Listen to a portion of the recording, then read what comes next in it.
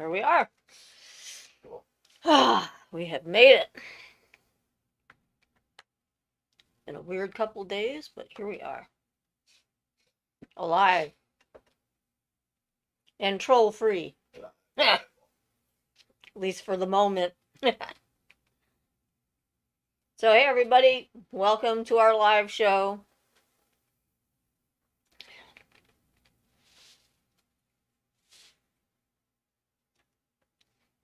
Hey Ruth.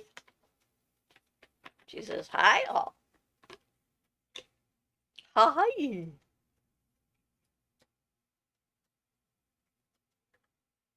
A couple more people have shown up. You being one of them, I'm sure.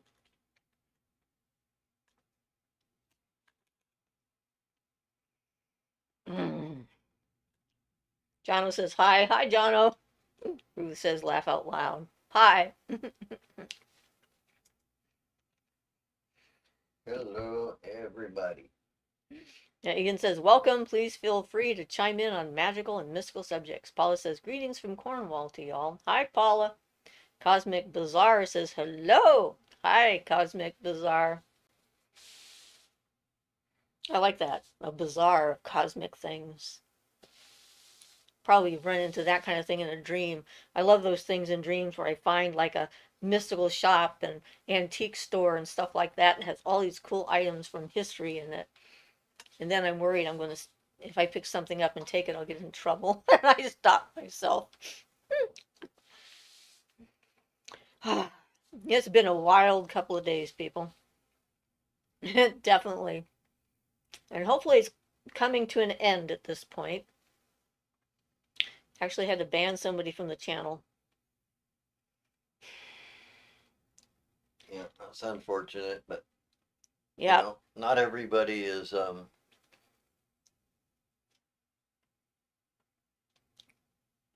well, some boundaries cannot be allowed to be crossed, I guess is what it comes down to. That's why we keep talking about boundaries. These are boundaries in action. Everything's good though. Yeah. It's just been a weird couple of days. How are you all doing? Hopefully not as weird as our days.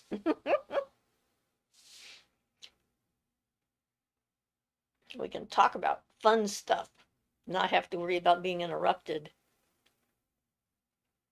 Because that was the threat. So we put a stop to that. We don't want people messing with our time together and taking all the energy away. Sundrop says, hey, hey, hey. Hi, Sundrop. Welcome. So, looks like you're not going to be able to count on me to block or to do any moderation. Really? Yep. Well, I might be able to if I need to. I'm no longer able to. That's weird. I haven't changed anything. Something changed somewhere. I'll have to look it up. I can't do anything now. Oh. I know why. Oh, good. No, I still got the wrench. So I'm supposed to be a moderator.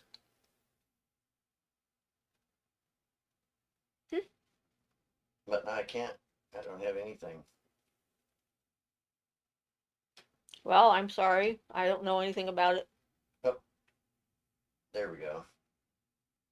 Okay. Okay, never mind. I'm back. I'm good. We're having weird moments here. But now it's got my name back instead of just saying Siofra's Magic Alcove. Right, I know. You had that a couple weeks ago that it went back to your name, and then the next week it was back to Siofra's Magic Alcove. We don't know why these things happen. Technology. Some of these things are beyond us. So, all right, let's focus on why we're here. Now that we're all together and we know what we're doing, let's have some questions. Magical things. Jono says, if you have to ban someone, you have to ban them. I trust your judgment. If you ever ban me, I'll have to do some self-evaluation. Yeah, I don't think you're at risk. So, you know. Yeah, no, some people just are not, unfortunately, there's a lot of people attracted to the subject, some of whom aren't mentally stable. Probably the best way to describe it. Yeah, for and those it that are in causes the issues. those that are in the private group on my Facebook page saw the post that started this. She was, as in her words, activated by the fifth dimension beings or whatever, and more of that bled over onto my messenger DMs, and she started like bombarding us with stuff because she wanted to have whatever she wanted to do. She wanted to do it now. And I was working on a client. Ian was meditating. We had lunch, watched a show. We weren't engaged on the internet. And she just went bonkers, accusing me of all sorts of stuff when I didn't even know what was going on. And then she took herself out of the group and blocked me on Facebook. Now she's back and wanted to get back in the group, and I wouldn't accept her, and I've now blocked her because I'm not going to deal with this kind of stuff. And then she sort of bombed the YouTube channel with a bunch of messages just before we came on air, and so I've hid her from the channel so she can get back in if she changes her identity, but we'll know who she is by how she talks, and we'll just keep on blocking her if we have to because it's not okay. Um, yeah, it's just very strange. She thinks that she's become activated, enlightened, and so forth, but in reality, someone who actually is enlightened wouldn't behave the way she's been behaving. So I have serious doubts about what she's doing and where she's at. Unfortunately, I'm known for not acting the way somebody enlightened would act, though I'm trying though anyway. But you're not claiming to be able to just activate other people and know Well, everything no, about other people that you're not even with and so forth. She's making some pretty yeah, outrageous claims. no, I know my weak points all too well. That's why I say Yeah. I'm not enlightened. And that's perfectly Yeah. valid and okay. And Cosmic Bazaar says, "Oh no," and Paula says, "Enjoying the beautiful energy from nature, raising the healing vibes. It's a privilege to share the joy." Thank you, Paula. Beth says, "Hi everyone." Hi, Beth. Yeah, so I talk about grounding and boundaries and being self-defined for a reason, and I practice what I preach. So Julia says, face palms. You come across this kind of thing so often online. One way or another, you have to monitor things far more than you should have. Yeah, it seems like it ought to be a no-brainer and people should know how to stay in their own lane, but apparently they don't. Juanita says, hello, everyone. Hi, Juanita. Well, you know. Yeah, so we have no intentions of letting this stop us from having our channel or being who we are. It's just an aberration, a weird thing. I feel sorry for whatever she's going through, and I hope she gets help because I think she needs it at this point. But, I'm not the one to help her. Okay. So we just had a new moon, too. We had the Chinese New Year started because of the new moon, so we've just entered the year of the dragon, which is kind of cool. We left the year of the rabbit, which is kind of funny. I didn't know that. Don't pay attention to Chinese astrology much. But hey, we got a new rabbit in the year of the rabbit. I guess now we need to find a dragon so we can fill this out. Right? Anybody have a dragon they want to lend us? I got one. Yeah. Got a little dragon. Well, yeah, I got you a dragon, didn't I? We have a dragon in the front room too, and the rabbit's trying to eat it. Hey, he's a big plaster dragon. I don't think a rabbit would like that much, but he wants to nibble on everything. He does. He's a nibbler. So, all right, guys. Juanita says, does anyone else happen to cry a lot during a new moon, or is that just me? Well, I don't cry a lot anymore, so any time of year, it's not common. Not having a menses helps with that. I used to cry at commercials just before I was going to get my period, and then I would know. The Hallmark commercials when they gave the wonderful woman who worked in the facility the beautiful card, and I'd be streaming down my cheeks, and I go like, I think I'm due. Yep. So yes. Aaron Jones says, hello. Sorry I'm late. Hi, Aaron. Grumpy Owl says, hi, everyone. Hi. Cosmic Bazaar says, possibly me too. Jono says, at our fifth dimension activation meeting, we said we're not going to harass people. Sorry for your troubles. At least it wasn't evangelical explaining how evil we are again. Dragon year, I'm a rabbit. Yeah, at least it wasn't that. Good point. Yeah, we've had enough of those guys already. So happy, yep. Happy not to have that. Julia says, high five, Siofra, about no more crying jags due to menstruals. Yeah, it's nice not to be, have that happen. Juanita says, yes, I can't watch anything sad at all. Cosmic Bazaar says, wood snake in the house. Ah, okay, that would be a good thing. I don't know. Is that a kind of dragon? Julia says, metal rat here. Oh, I see. You have a wooden snake, you have a metal rat, we have a plaster dragon. Okay.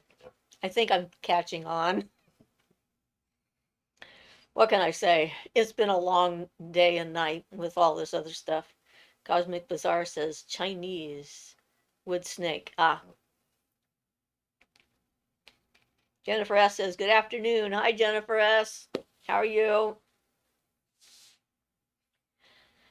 Ah, life continues to move forward. That's the way it works. At least in the third dimension. Yeah. I'm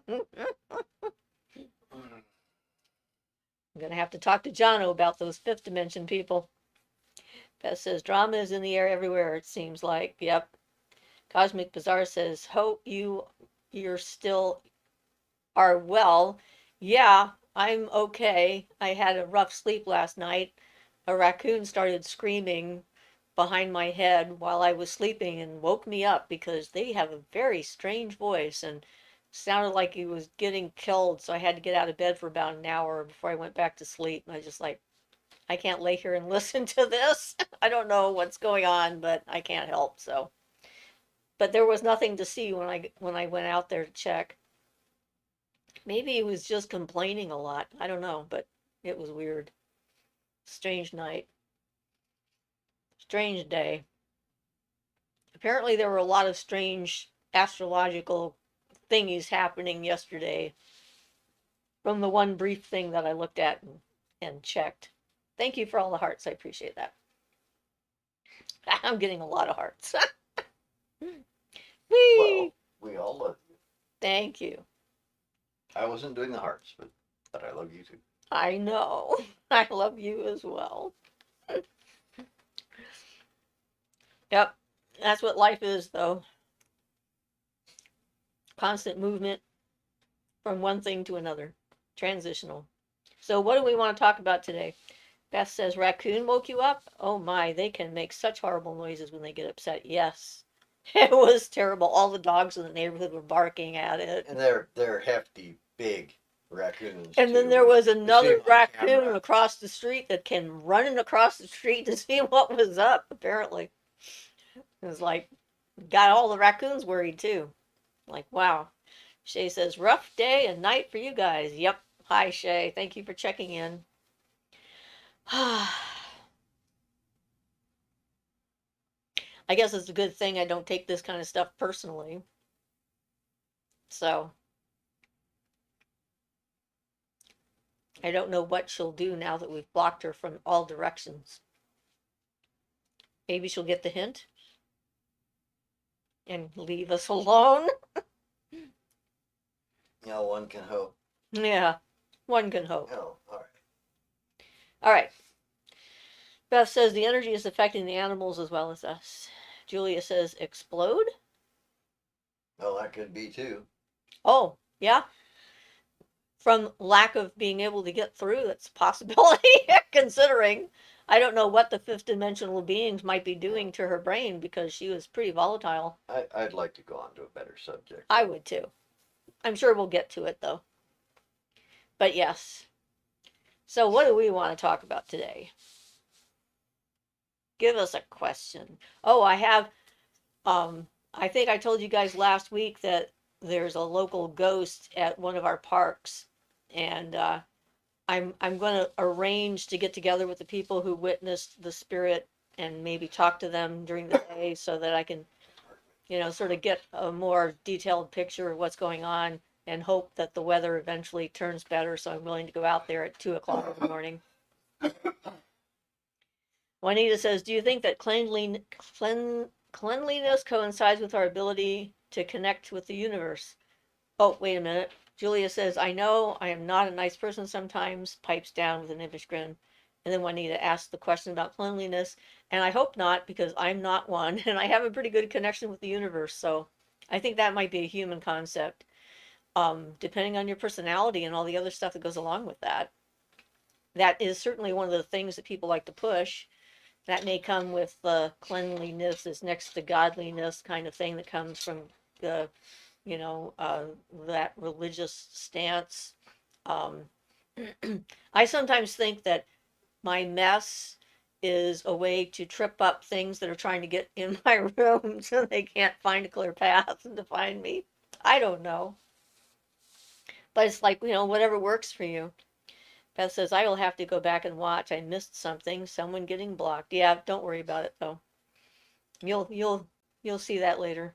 Jano says, is there a hot foot powder type spell that doesn't need application for the powder, like a hot foot powder combined with candle magic, maybe? Nah. I'm I don't know. Maybe there is, but I'm not going to bother with that for doing, taking care of this. I think the real world blocking is Yeah, adequate. I don't get. I'm not getting any sense that there's any like power and any thought forms coming our way or anything like that. I don't think she's capable of that. So I don't think we need to worry on anything more than a physical pestering us level. Yeah. Julia says some things I think are more health related than spiritual when things like cleanliness or not eating certain foods. Well, I mean, and people decide things like I met a woman who decided for a spiritual path never to have eggs. And she didn't decide that because she was allergic to eggs, but because she decided that not eating eggs was her thing, you know.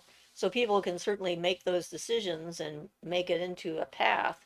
I'm going to take this to just to a little bit of a different level about the cleanliness thing. Um,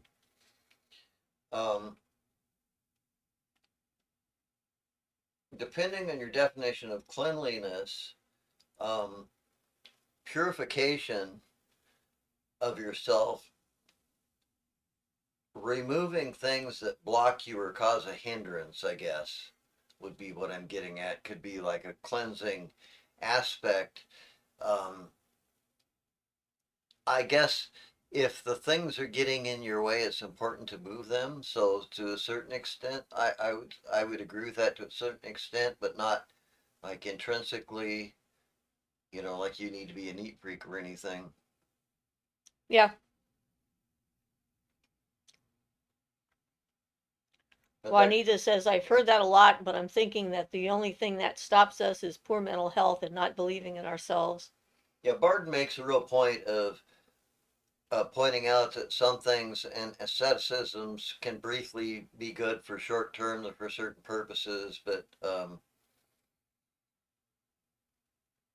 other than self control, he doesn't really recommend any asceticisms. I understand he once quit eating meat for like 40 days for a particular operation or something, but that was like a one time thing and a rarity. So those things can be useful, but generally aren't necessary for spiritual advancement unless you need them to get out of maybe your environment you're in or something. Yeah.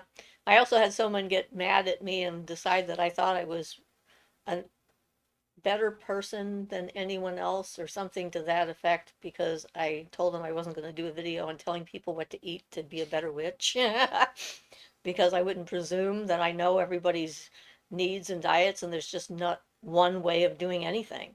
I mean, that's always been the case. There's really not one way of doing anything. It's what works for you. And I guess he didn't like that. So that was a minor annoyance. I'm like, okay. He wanted to leave. I said, fine, bye bye. It's like that's how that works.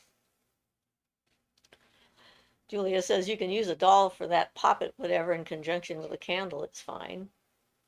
Beth says let's all spiritually block her. Julia says, oh yes, I was thinking more of the traditional things. Individuals can always find a focus to work with or around. And Beth says, what? Siofra, you're so kind and humble. Well, thank you. I try. I try not to be like, no little Miss Know-it-all. The fact that I said I wouldn't presume to know what everybody needs to have apparently was me saying I was better than him. I don't know. It is confusing, but it's whatever. Cosmic Bazaar says, heavens to Murgatroyd. People are judging nowadays. Yes, and they're quite willing to express it. I think people have always been judgy, but usually they've kept it to themselves until of late. Well, now it's easier nowadays because a lot of it can be Anonymous. more or less anonymous. Yeah, you get a username but no face or anything like that. It makes people feel more able to do that. I guess I couldn't think of the word I was thinking of. Grumpy Al says, lots of clutter and hoarding can be a problem, bringing home random things found in a back alley or somewhere. What if they have some kind of bad energy? Well, yeah, I would want to know they had good energy before I brought them home, and usually if you pick them up, you can tell. Or, yeah. I only had one thing that I've ever had bad enough energy that I just had to get rid of it, and that was a book that I bought at a used bookstore once. The person who had the book put a lot of Yeah, negative put a lot energy of into so it. much negative energy into it, and it's Yeah, it like, couldn't. yeah. You tried grounding that thing and cleansing that thing. Well, I didn't try too hard because I really wasn't all that interested in it anyway. So I just threw it in the fire and burned it. Actually, figured that was the Fire. easiest way to get rid of the energy. Yeah, Sometimes fire is good for that. yeah. And Juanita says, expecting everyone to have the same spiritual path is like expecting everyone on earth to speak the same language. Everyone is different depending on location, cultural, etc. Yeah, absolutely. Beth says, you are sassy, don't get me wrong, and you're very capable of spiritual self defense. Well, Sassy. well, I have my automatic defenses that I don't even bother about because they just work. And so I naturally block certain kinds of negative energy that might come in my direction because it has nothing to do with me and I know it. That's the trick, though, knowing what actually has to do with you. If you're not clear enough, then you can think that they have something to it, and you Well, you can think start to it's doubt yeah. You yourself can and think it's your energy and stuff, and not realize it's that being sent too. to you from somebody else. If and You can't necessarily recognize it's yeah, external. I think that can happen a lot because I think there's a lot of telepathy on an unconscious level that happens between people that we don't even realize. Yeah. Yeah, that's why I'm always saying, becoming clear, knowing yourself. People who want to talk to spirits, that's the first thing. If you want to talk to a spirit guide or an energy or something like that, you have to know who you are first before you can tell if there's something around that's not you. For sure. It's interesting. But yep, Beth says, Juanita, that's so true. Yeah, everyone has a different reason for being here and something different that they're trying to learn and, going through different experiences and so forth. So I like things being different. I don't want everyone to be like me, for sure. Melissa Morton says, know thyself. Yes, thy know self. Cosmic Bazaar says, can people hijack a person's astral focus? If you know an astral focus, you mean your astral body? Like, like, I know, I don't think so. If that's what you're talking about, your astral body's attached to your physical body. So I don't think that someone could like separate your astral body from you and then use it for their own purposes because it's a very intrinsic part of your energy field. I suppose possession might be something like that, though, in a sense. Weak will or something like that. Yeah, He said yes and thank you. So, it's an unlikely, um, but I guess possessions seem to happen. I don't.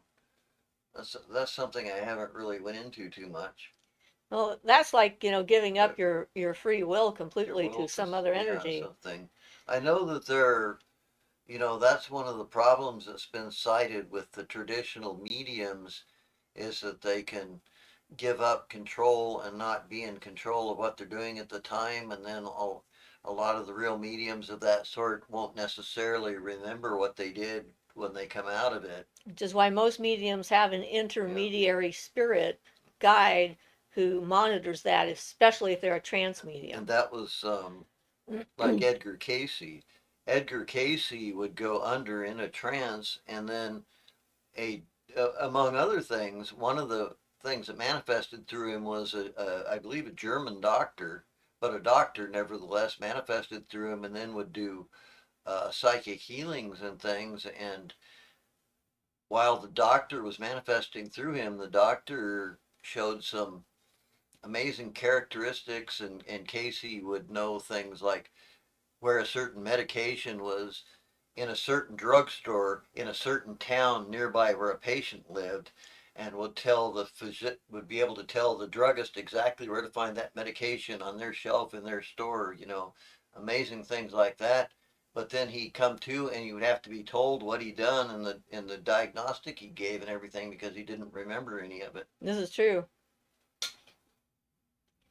Juanita says someone could probably trace your energy and remote view you or something like that.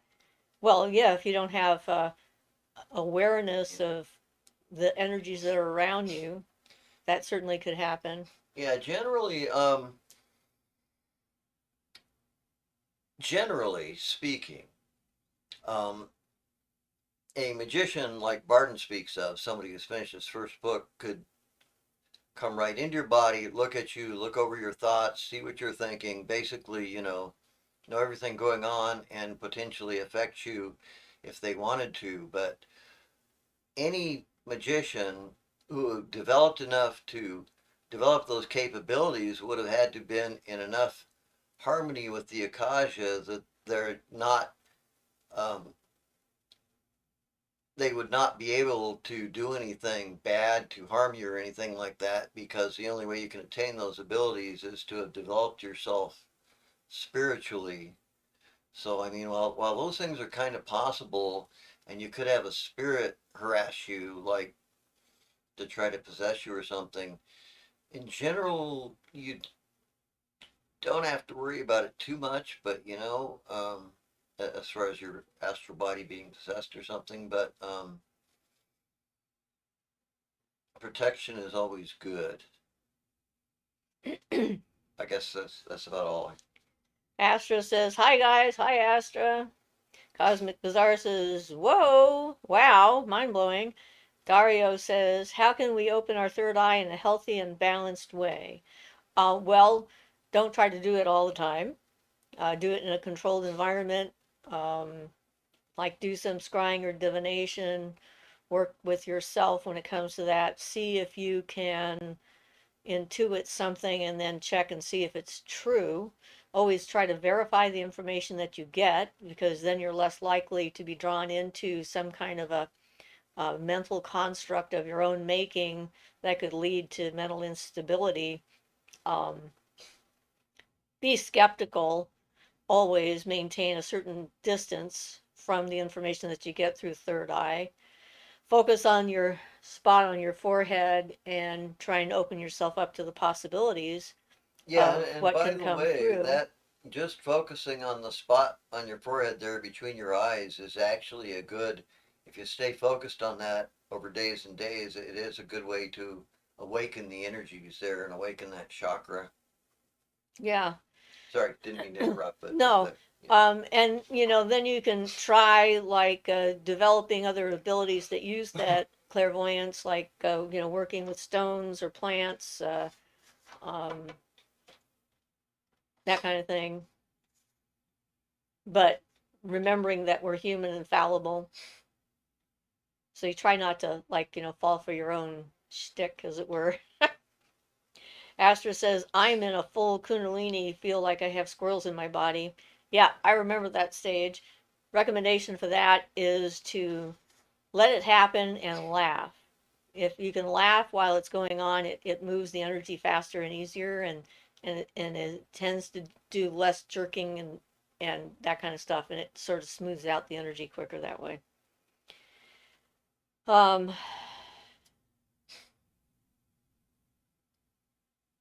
Beth says, call me crazy, a couple of weeks seeing a baby dragon in my shrubs, purple and gold. So the other day I saw an adult, same colors. I feel it was the baby dragon. It's slowly hovering over my house. Huge.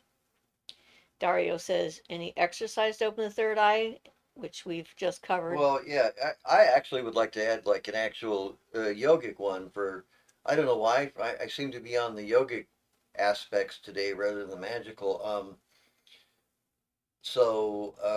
Sitting in an asana if you want, but basically, you look, close your eyes and look upwards. Turn your eyes up like you're looking at that spot between your third eye, and imagine a flame there, like a wind, like a candle flame with no wind, shaped like that. And imagine that flame there and that light there. Um, and if you focus on that specifically, that will work to awaken that chakra. And that's one of the aspects of awakening that chakra in that fashion is if it succeeds, you may make contact with your inner guru, a version of your higher self, and you can receive all kinds of intuitive knowledge through that method. Dario says, thank you.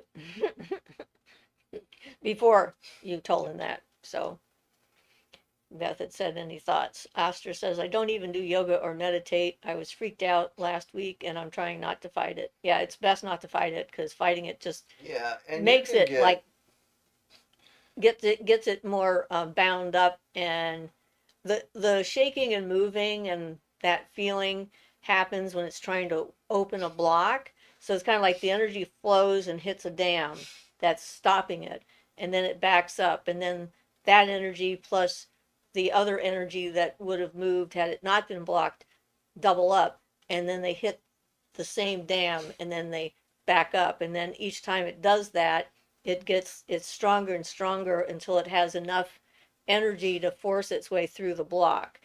So whatever you can do to just allow it to go through will help with the process and make the movements less. When I was in massage school, and our class was called the Kundalini Kids because there was like 5 of us, I think, in our class that had our Kundalini coming up, and we would work on each other. And a lot of times Kundalini would come up during a massage event. And one time when I was working on a partner, his whole body just was, you know, jumping up and bouncing and waving back and forth side to side. And the instructor came over and wanted to know if she should call an ambulance because to her it looked like he was having a seizure. And I said, no, this is just the way it happens. There's nothing to worry about. So it can seem and look extreme to other people on the outside and feel pretty intense on the inside, but it has sort of its own innate intelligence. It's not there to try and hurt you in general. So it sounds like, what you're doing is probably the best thing. And eating heavier foods can help to dampen the energy a little bit. So eating meat actually can help slow down the Kundalini. There's a couple of cases of people in India who are almost always vegetarian going through an extreme event and then eating meat in order to slow it down on purpose. So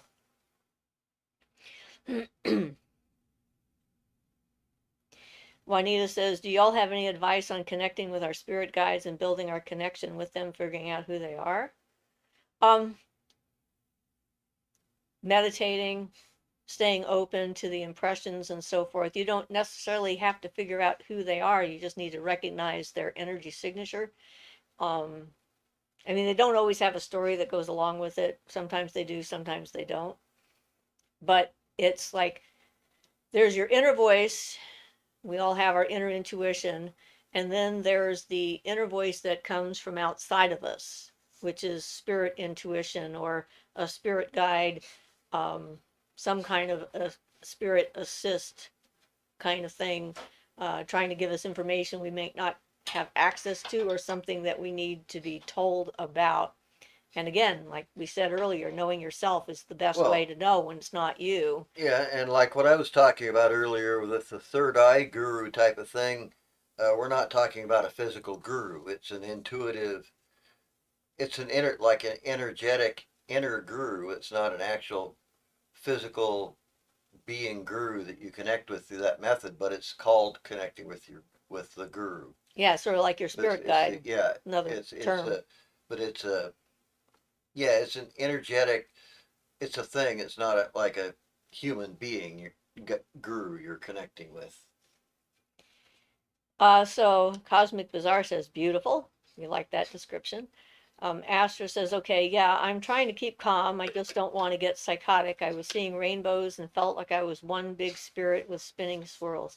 Yes, and grounding yourself after an event like that is a good way to keep yourself from becoming psychotic. Do something mundane, everyday activity and stuff like that to keep yourself here where you are so you have balance, because balance is really the key. But it's okay to have these amazing experiences. I've had some myself, and they're quite life changing. Astra says, like being plugged into a light socket. I was at a restaurant with my friend and started laughing, and the lights were flickering. I felt happy, but it was overwhelming. I've gone through 3 computers, a phone, and a microwave in the last few months. Took out the power on my block 6 months ago at the start, but I feel more relaxed sometimes.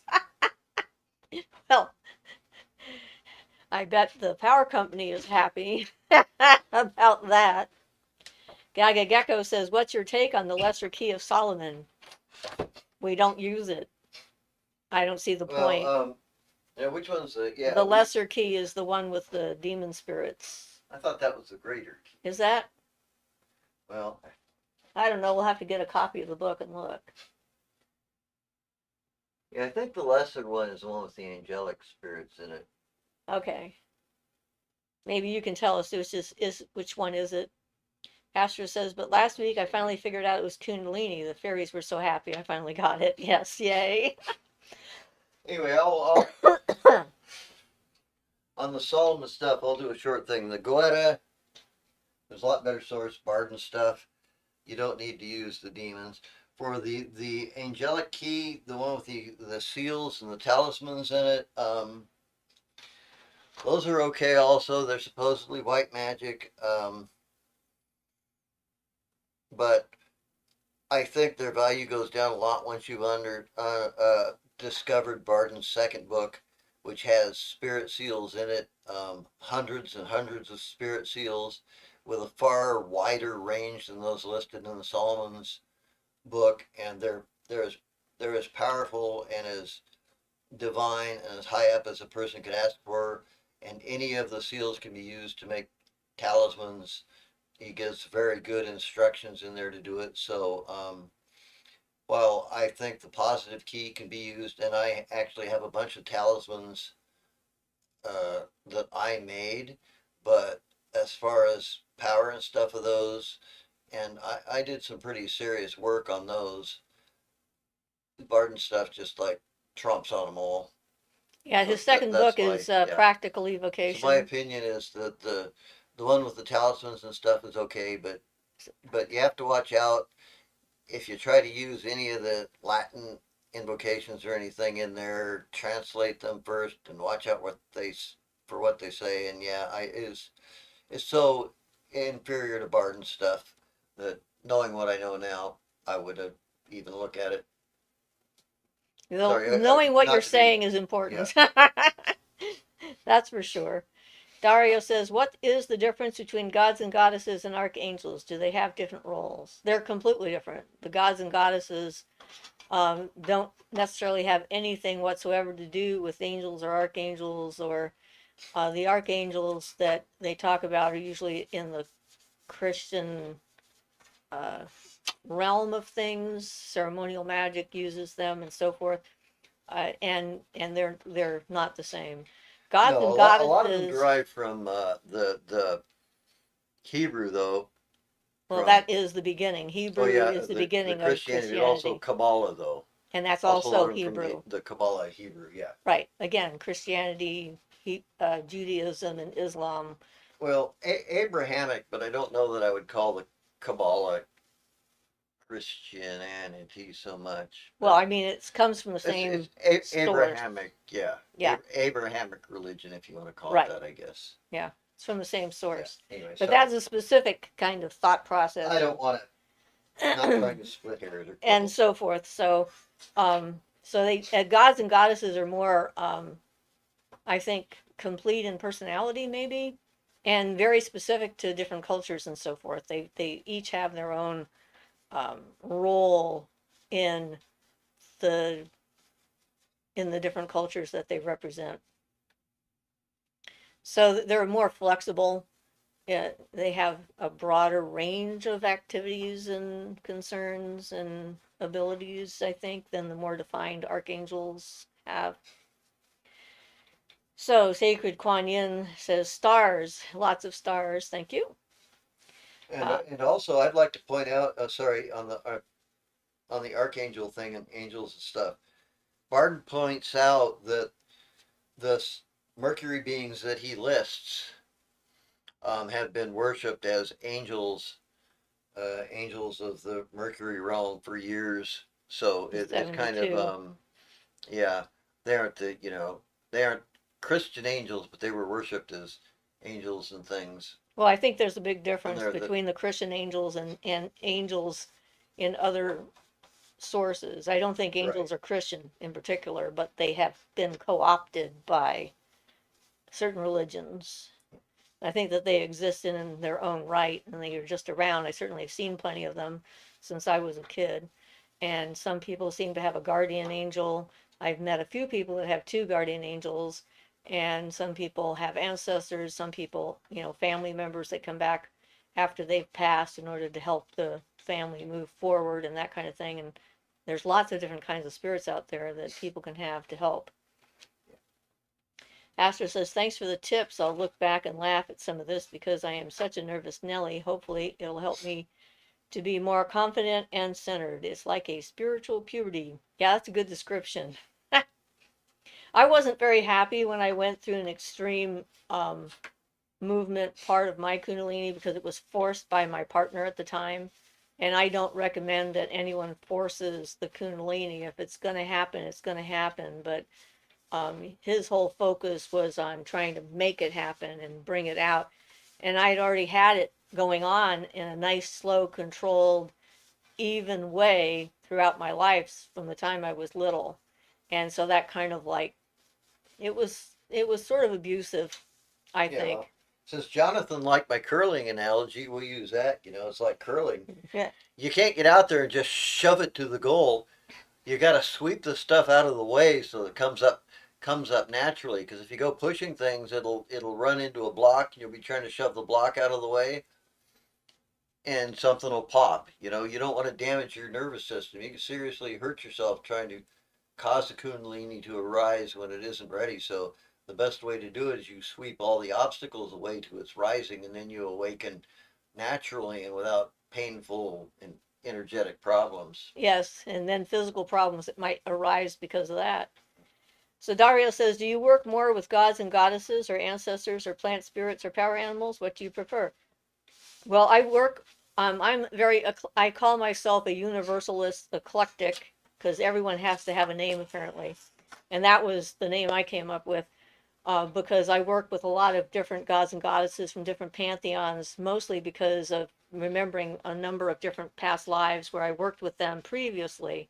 And so for me, I don't see any kind of a conflict between them. So I've got Hindu deities and Egyptian deities and Greek deities and um, Chinese, I guess a few, but mostly the Indian ones, I guess. Celtic deities. I mean, yeah, they're all over the place. I don't work with my ancestors because, again, I remember too many past lives and I don't know which group of ancestors I'd be interested in. So I sort of leave the whole ancestor thing to someone else. Um, I do have some spirit animals that I work with and also Yeah, there was a huge thing about cultural appropriation the other day that somebody was yelling about, that you can't have a spirit animal if you're not Native American. And I'm like, I used to be one in Washington State in a tribe that lived somewhere up there like 500 years ago. So does that count? I don't know. But Well, they're whenever you're taking a magical subject and you're trying to turn it into a matter of grammar, and then you're attacking others for their grammar. So you use the term spirit animal. Really, that's language. That's grammar. I mean, yeah, anyway, yeah, yeah. It's like let's. and it's interesting because like with my power, I have two. I have a bear and I have a panther that are, I consider my, I guess they're spirit power animals or something anyway. And sometimes if someone is like trying to do me ill or harm or something like that, I'll be going to bed and getting ready to go to sleep, and all of a sudden my bear is growling and the panther is pacing and growling. It's like I know something's up. So they're good for warning me about things.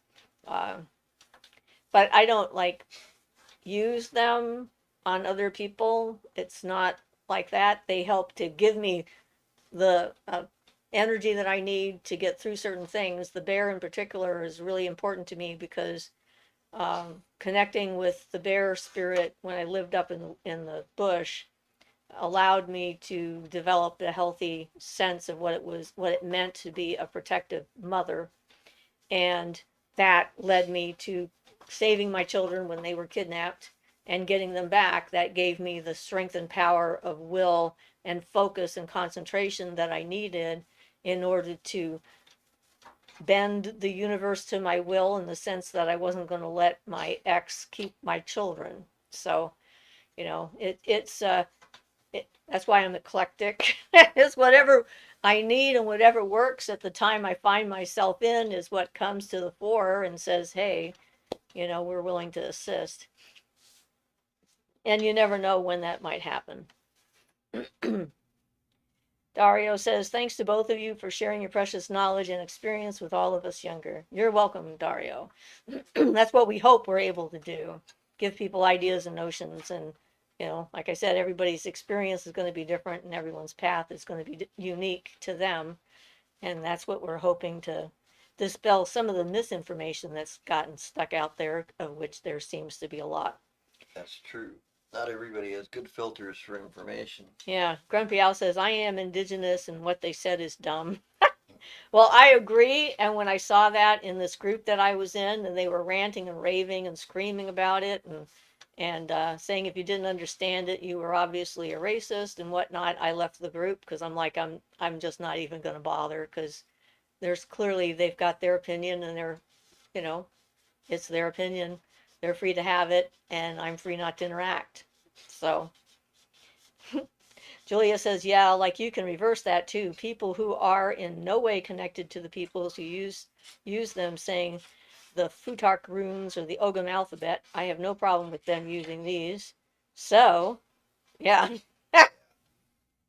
I mean, Astra says, yeah, I could see how it could be traumatic to some people and uncomfortable. Between the fairies and my cat and the Kundalini, I felt very overwhelmed and scared. But when I relax, I can feel safe. Good. It is frightening when things change. People are naturally afraid of the unknown. And when you're transforming, you don't know what you're transforming into. And that unknown you that's becoming is often a scary proposition. You're not sure if you can trust it. Sacred Kuan Yin says, yes, thank you.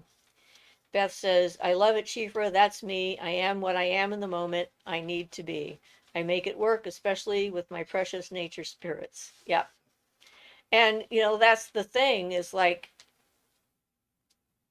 by being the way I am, a lot of people don't like eclectics. They think that we're wishy-washy and we just can't make up our mind. And I suppose there could be some that are like that, but what I see for me is I'm versatile, and I'm not stuck on one thing, so I'm not a purist in anything in Well, that sense. and what I would add to that is if you understand the underlying principles, that's the real trick. You understand the underlying principles and how things work, then it doesn't really matter so much how you do it. As long as you're following the rules that you know work, you can, you can,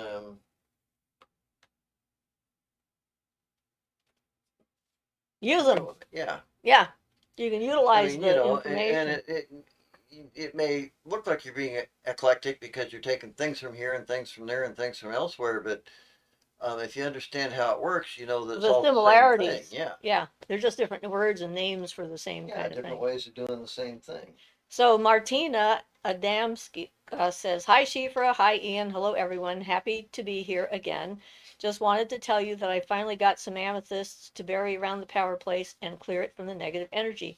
Cool. You need to send me an email at shifrasmagicalcove@gmail.com. Can you type that in? You want me to type that in? Yeah, and so that you can let me know when you're ready, and we have other and anyone else who wants to be involved in this project to help clear it on the full moon and so forth. They're sending me emails too, so it when we're ready for the full moon to do it, we have an exact location. I like to have GPS coordinates or a map or something where you can, give us where it is so we know where we're focusing. And so we're all focusing on the same intent in the same spot to charge up those amethysts and help with that. So thank you for coming back to let me know, because I was like, which show was that? And I have to look back and find out. So send me that email, and you can put Amethyst Crystal Web Project or Power Spot Cleansing or whatever in the tagline so I know what it's about. And because I really am committed to doing this, and there's a bunch of us that are committed to seeing if we can help with that. And we would love to see what the results are. So thank you. Julia says, I don't see. Beth says, I am eclectic as they come, and so I get you. Julia says, being eclectic as wishy washy. Oh, I see. I don't see being eclectic as wishy washy. I used to not understand it much, but I don't want things to separate me from other energies. Being stuck in an Iron Maiden when you can't move outside is stifling. Yes, Yeah. this is true. So, anyone else who wants to be a part of it, send me an email to that address.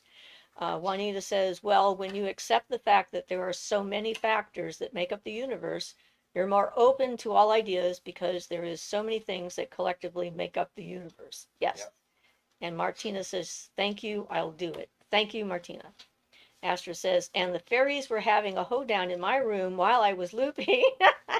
I was annoyed because I was scared, but then I thought how cute they are, so jolly. Well, after I got awoken by the screaming raccoon outside of my window in the wee hours of the morning, and had to stay up for an hour before I could go back to bed, when I went back to my room, my whole room smelled of mint, which told me that the fairies had been in there to, sort of clear things out and make it nice. So that helped me get back to sleep. So I appreciated that.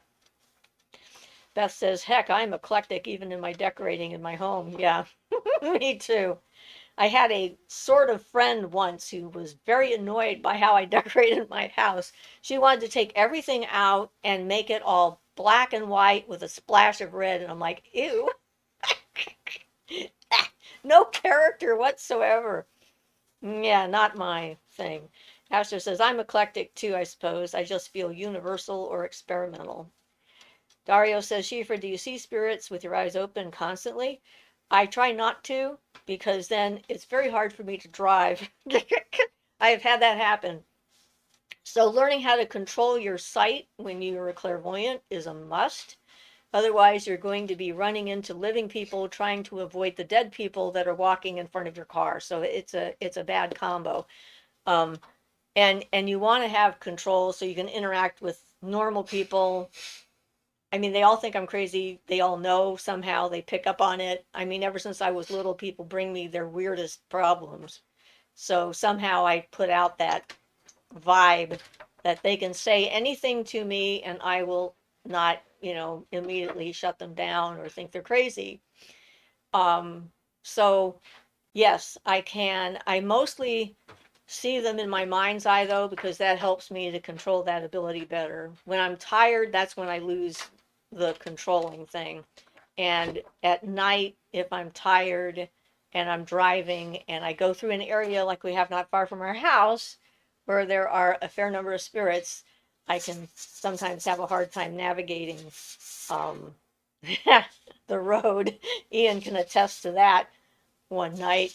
And I was going like, oh, no, it's okay. They're not really there. And he says, do you want me to drive? I said, no, I think I'm okay. I think I can make it home. So yeah, it's fascinating. Astor says, agreed, Juanita. Astor says, a raccoon? Oh my God, yeah, they make such a horrible sound. It's terrible. It feels like the most horrible things going on.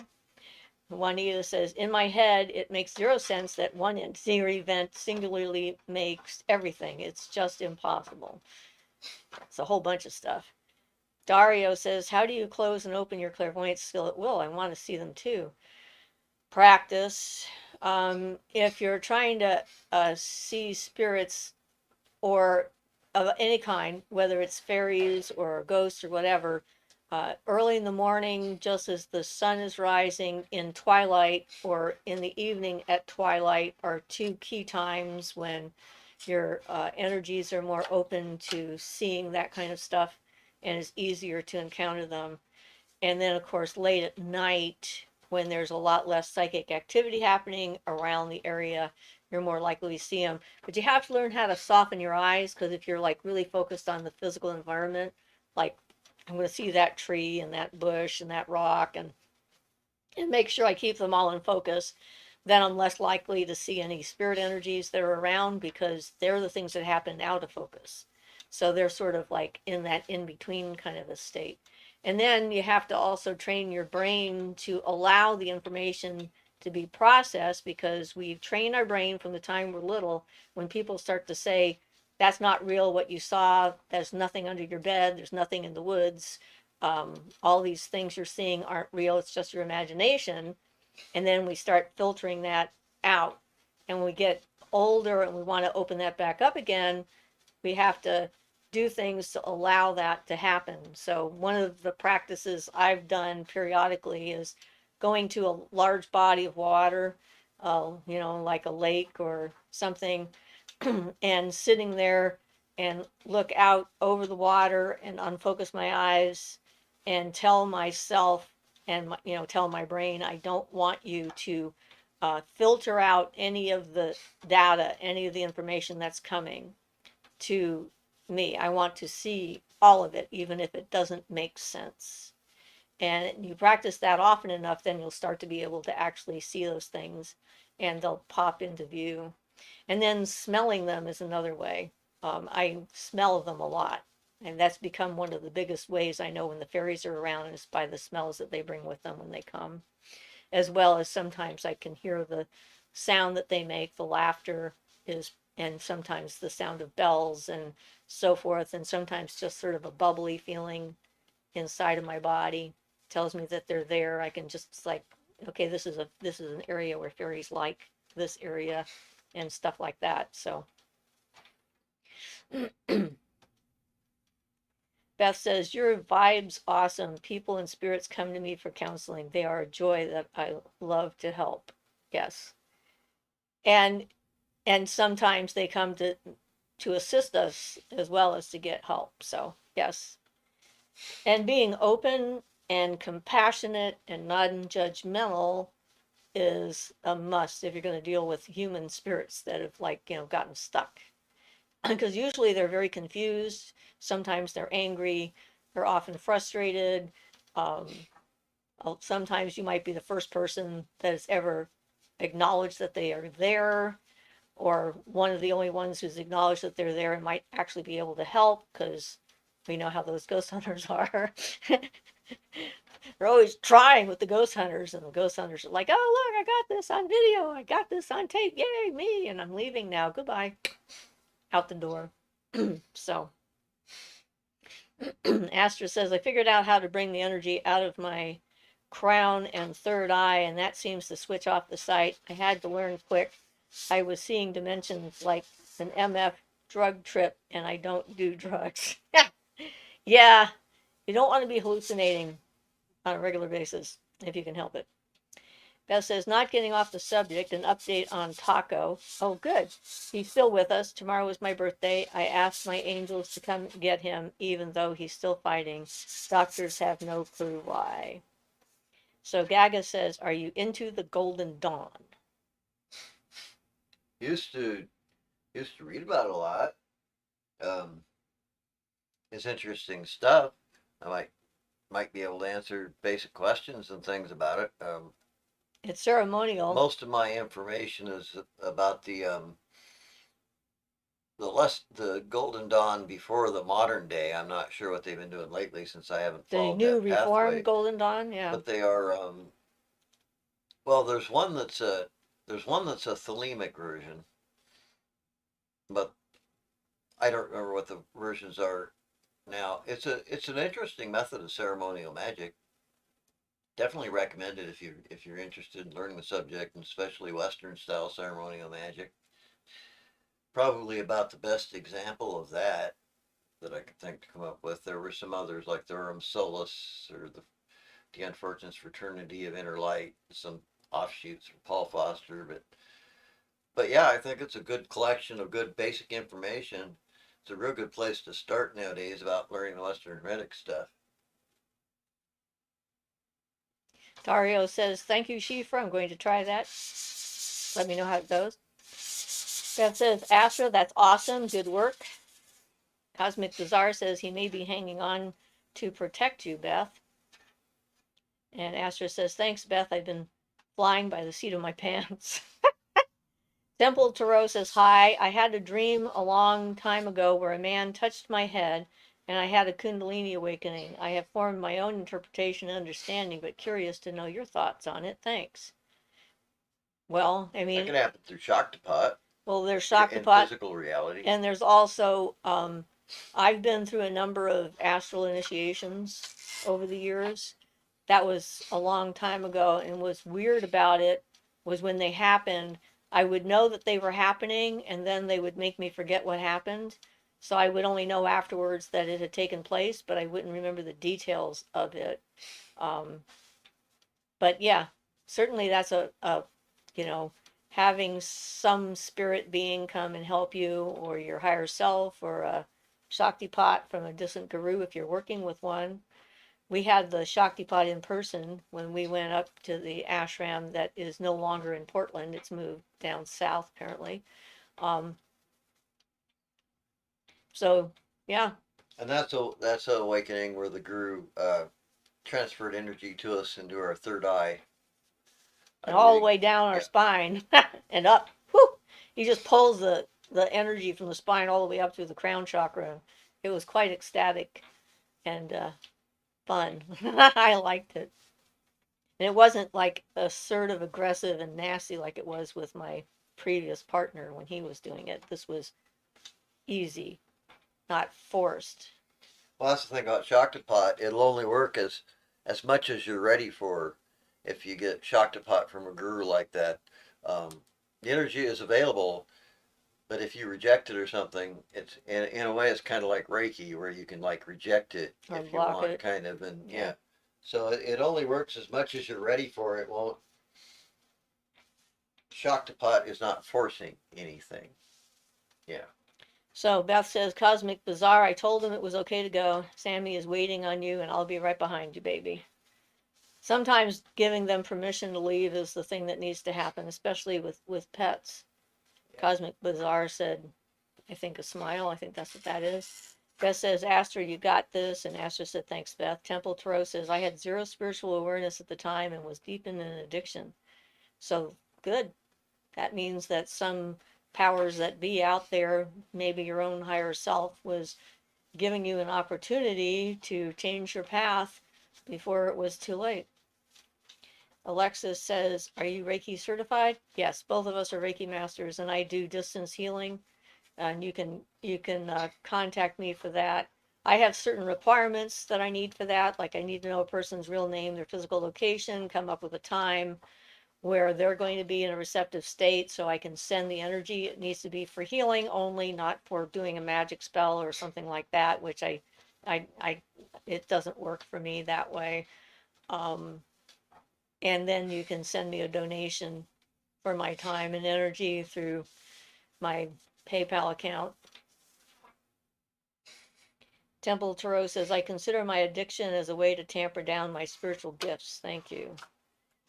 I completely changed my path, clean and sober, for several years. I think a lot of people actually get addicted to substances when they're too uh, clairvoyant or, psychic. And that is one way to try and stop it. Alcohol and other drugs can sometimes dampen it.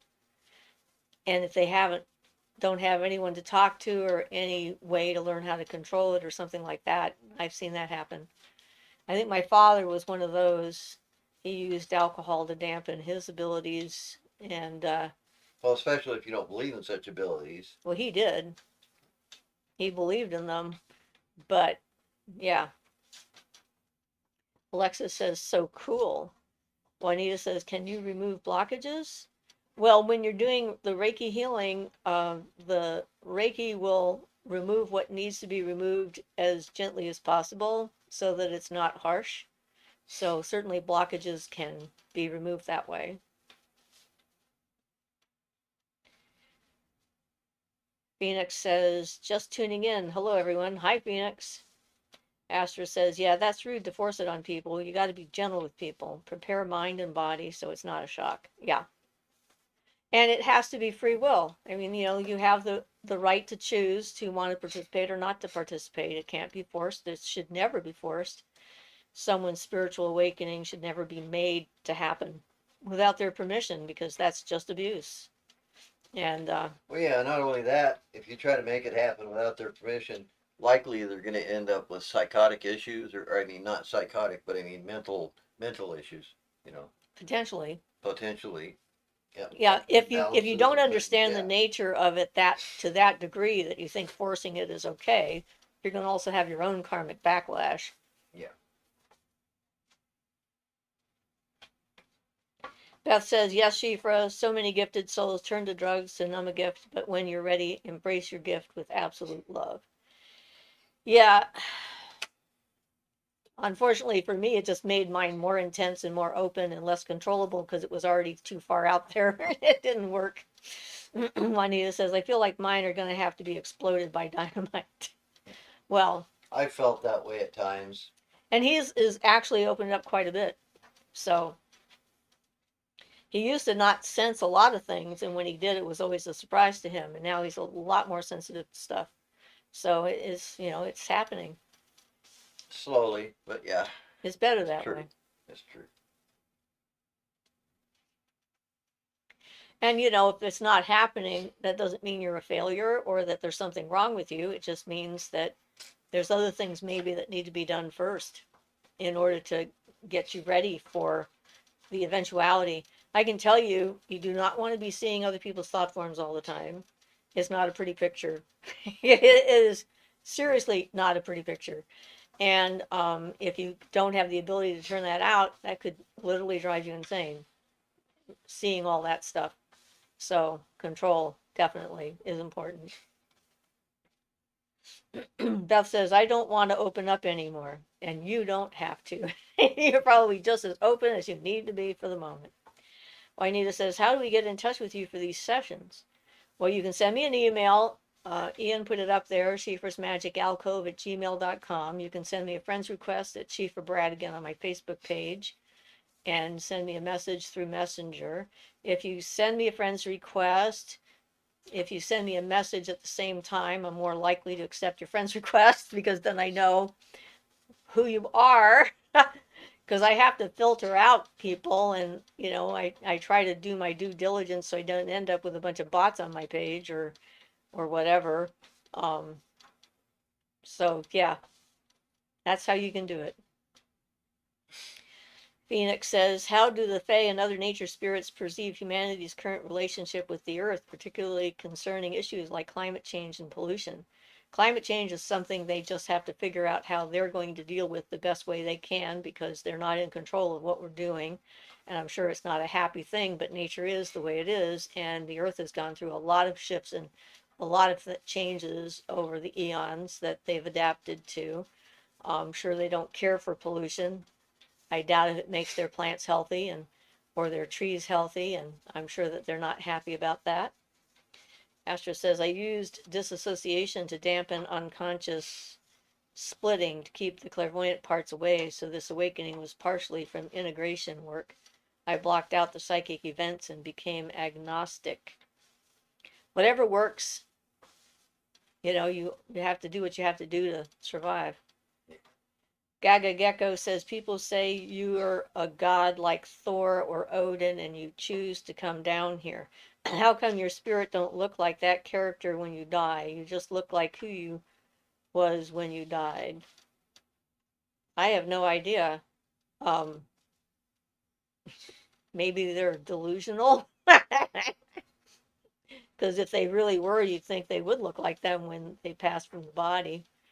And it's a mental construct, I guess, I'm assuming. You certainly can tune into those forces, but I tend to doubt that they're going to incarnate in a human just Well, because. we need to remember that these forms are relative to a lot of things. Um, First off, your physical form, of course, is relative to your genetics, but then there's aspects of your character and stuff that make your astral form, your built-in tendencies, and all those things tend to shape what you look like in the astral. And the mental is basically formless. So when you're talking looks or that type of thing, you're talking either astral, if you're talking form at all. So then your form is determined by your character largely. Um, And actually, with spirits that I've encountered right after death, a lot of times they look like they did when they died, and then they get younger and look like they did when they were young and healthy. yeah, and you look like different. Your astral form will look like throughout all your past lives. The astral form from that life will look like you did as that person. It's your spirit that moves on into different forms, the different astral bodies and things. So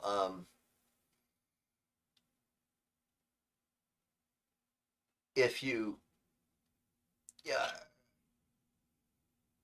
I guess I don't know how to answer it any better than that, but generally they probably never looked like Odin in the first place, and that's all imaginary. But yeah, um, it's a whole subject. You can learn to change your astral form by certain methods or astral invisibility, and Oh, there's a my there's a astral whole form bunch of has stuff to very that. long hair. Yeah. My hair in the astral is so long it goes almost So, to my feet. but you And can, it floats. you know, It's very a floaty. lot of that is going to be your own impression of yourself. Also, is going to be part of what forms your astral self. Your astral shape is how you think you look. You know, how you associate things. Yeah. So Yeah. yeah. So Juanita I don't says, know I if that's can't any see helpful at anything, all. but my issue is I feel everything. I stay drained. I can walk into a crowded room and tell you the vibe of every single person is giving off and usually what type of person they are. Yeah, and I understand that as an empath, and that's what that is. That's an extreme empathy, and having good boundaries is the most important thing you do. And learning what your energy is and being able to contain it within yourself and filter the energy coming in from other people so that you can know what they're feeling without having to feel what they're Yeah, feeling. And and it takes also, practice. since we were just talking about the astral and the mental, that's the feeling that is going to be the astral aspect, and sight, as in clairvoyant vision, would be the mental aspect. Not everybody has, um, not everybody is good at the clairvoyance. Some people are better at like the clairaudience and stuff, in which case the astral center is like at the heart center. Um, Instead of the third eye, so some people will have a natural tendency to have much more clairvoyant feelings or clairaudience or something, depending on where their astral center is. And that can vary. Some people just aren't naturally clairvoyant, but they might be very clairaudient or have good clair feeling. Well, right, And being an and of empath, course, the trick is to work on the one you're weak on and build that up. But and that's also learn how yeah. to control the one you're strongest on, Oh yes, absolutely. so that it doesn't become overwhelming. Yeah. And Beth added, Juanita, that is part of it, my darling. I was born with this, so I've had to deal with it all my life. Embrace your gift, set up healthy boundaries. Yeah, me too. And it takes practice, and you can also use external things to try and help with that. Like when I go grocery shopping, I often wear black tourmaline, obsidian, tiger eye, labradorite, or whatever to help protect my energy and reflect negative energy away from me, so I'm not having to process everyone's feelings and stuff like that. So you can come up with some practical applications that you can do. Astra says, denial kept me safe for a while, and now I got to grow up and be who I'm supposed to be, whatever that is. I'm ready to join the X-Men. Alexa says, is that similar to our physical form? Like, does our internal self have anything to do with how our physical manifests here? It can affect your health for sure. I would say over time, yes, because your thoughts and feelings and everything, and your habitual habits and the way you hold your face, because your internal feelings makes your expression and everything, they get set in. So the older you are, the more your physical appearance relates to the way you've lived your life and the way you think, the way you feel. It does come out.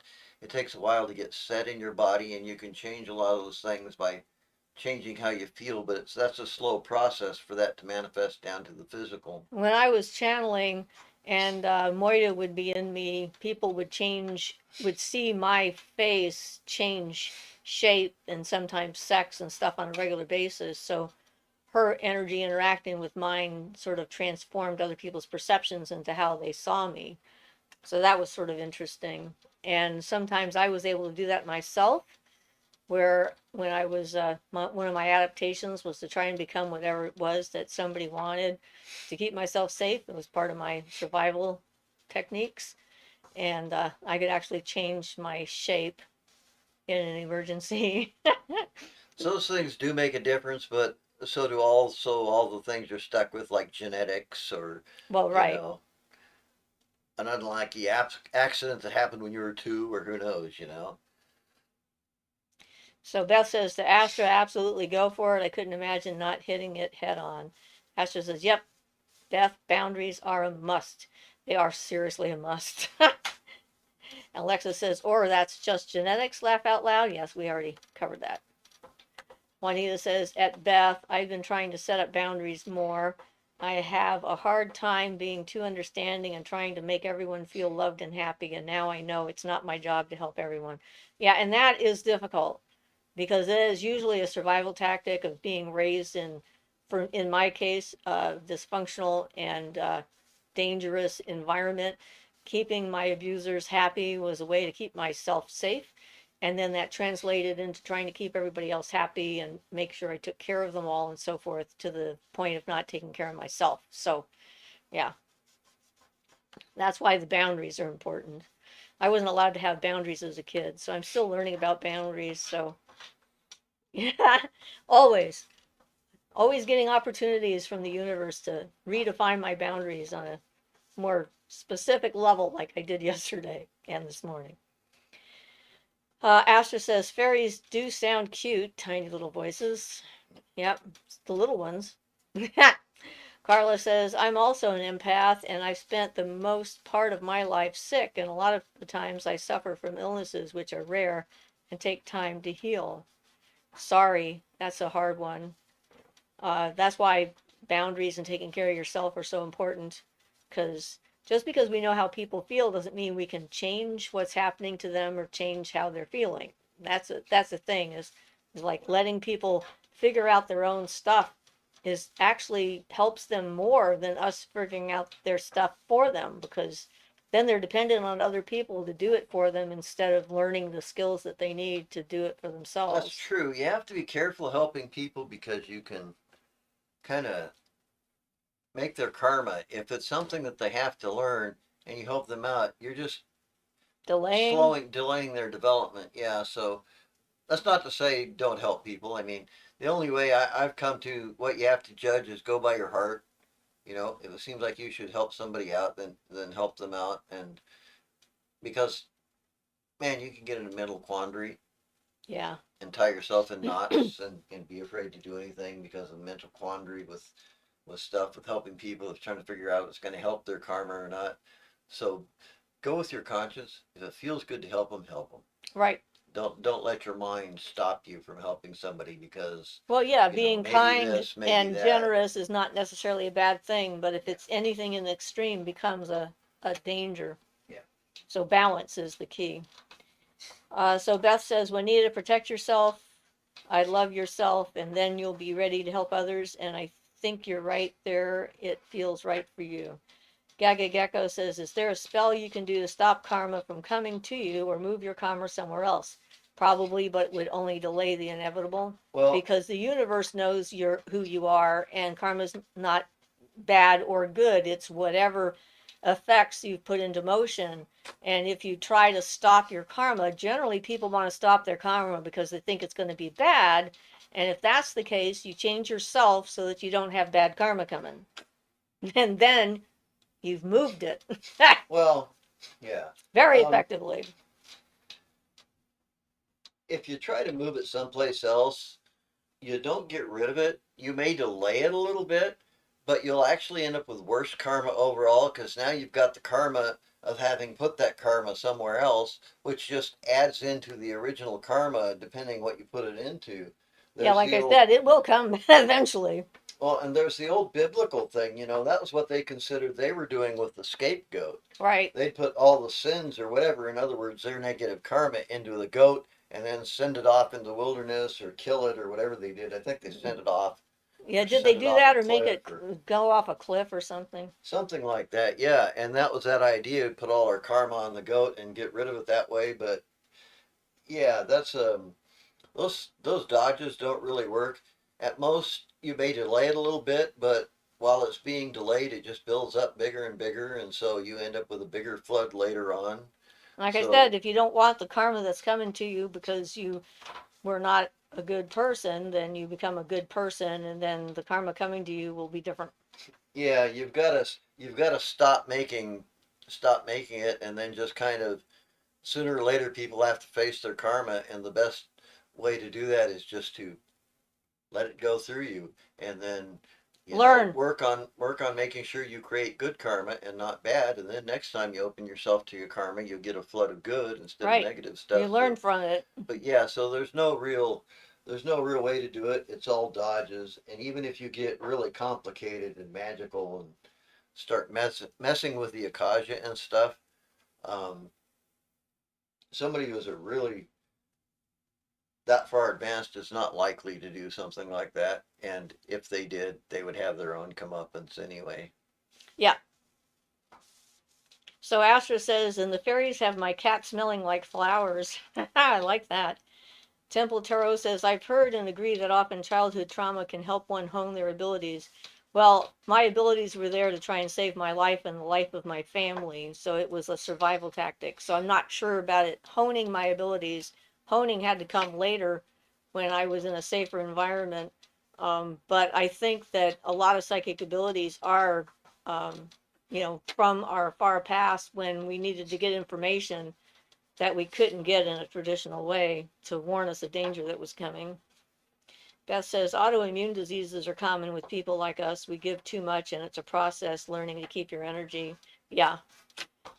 We only have about 7 minutes left, just so we remember that we have a time constraint here. Juanita says, yes, I have a long history of mental and physical abuse from family and men, and it turns into a survival tactic. And yeah, I learned how to assess what is someone's karma or if they really need help, which is good. Joy says, I used to sense people's emotions without taking them in, but now I just feel what someone else feels. Like my boss is always tired and I get tired being with her. Yeah, that can be hard. So, how can we go back to not absorbing the emotions? I can totally block it. Yeah, you can. And, use some shielding, Yeah, energetic do what Siofra shielding, does, you know, you get a little know, stone bracelet or something and charge it up for that purpose. right. And then especially, you know, you don't need to have it on all the time, but And then when you're home and you're safe, you can take it off. And especially around certain people that you know are a problem. I had a boss once I had to protect myself from all the time because you could feel when he was coming like 10 minutes, 15 minutes before he got there, you could feel his emotional state coming. He was pretty bad, and it wasn't so much that I was sensitive as that he was just a massive transmitter of whatever emotion he he had. was a projecting Yep, telepath or empath or whatever. yep, without doing it on purpose. Astro says, yeah, it's hard when you're scared and no one's around, but if I can manage then, I feel confident. So sometimes it's good to struggle and learn to stick up for yourself.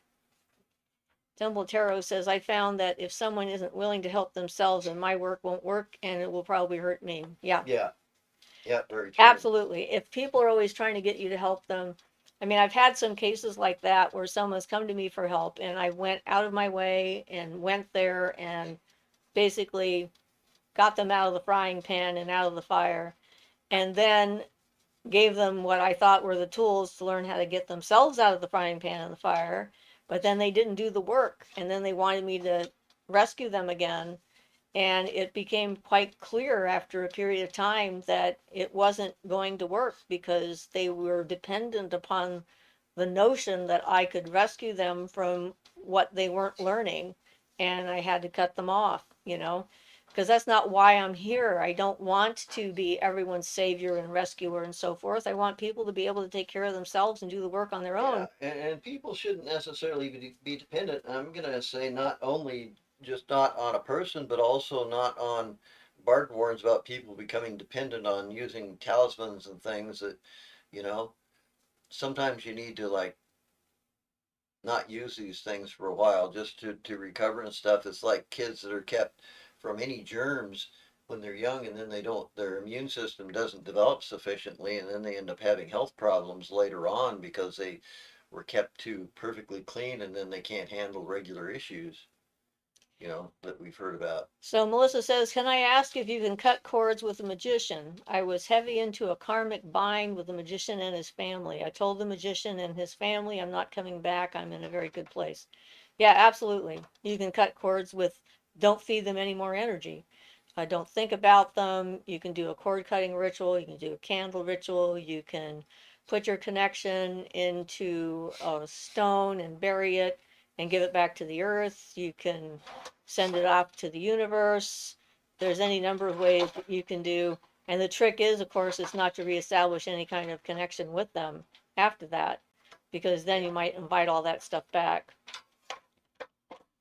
Beth says Ian is completely right about something. Juanita says if I, that's right in my face. If I ever do something wrong, What's in your karma face? hits me instantly most of the time. The screen is getting a light that was hitting me. You don't have to close it. Just was hitting me in the eye. Um, Temple Tro says that scapegoat thing applies to the idea that Jesus took on our sins also. That's how I see that concept. It knocked me out. Oh, there I'm back.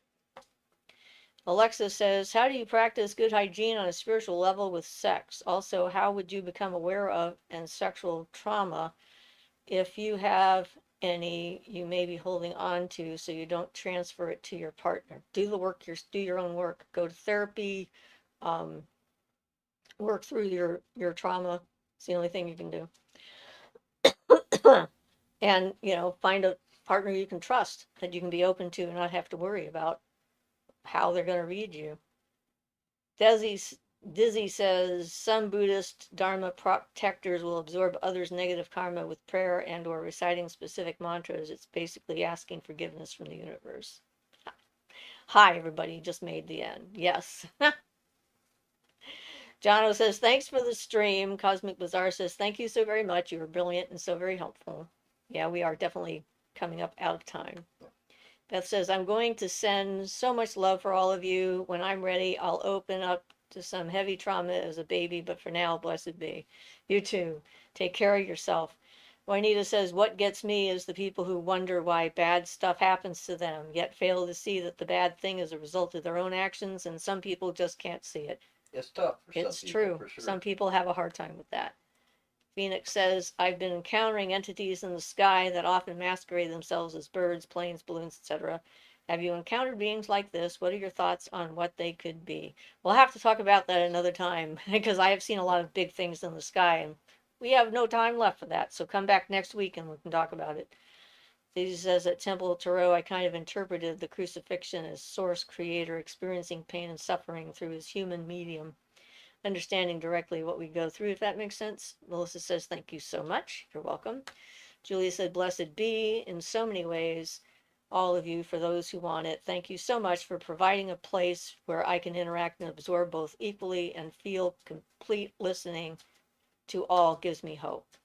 You're welcome. And Temple Tarot says, at Dizzy, interesting. Astra says, wow, I never thought about it like that. I suspect energy work and getting your stuff sorted out is the best defense instead of talisman. Astra says, because if you're a balanced person, unbalanced energies can't get near you. So Kundalini is probably a good thing for overall balance. Yep, I think so. Everybody is saying goodbye and thank you very much. And we really appreciate everybody being here. And so I guess we'll see you guys next week. And those who want to be a part of the cleansing, hopeful cleansing of the power spot, send me an email at shiefrasmagicalcove@gmail.com and either say cleansing power spot or amethyst crystal web project so I can keep everybody, you know, apprised of what we're doing and when we're doing it and which full moon, excuse me, which full moon is going to happen in. So bye everybody. Thank you all for being here. We appreciate y'all. Bye all. Dizzy, I saw your comment. Bye. Bye bye.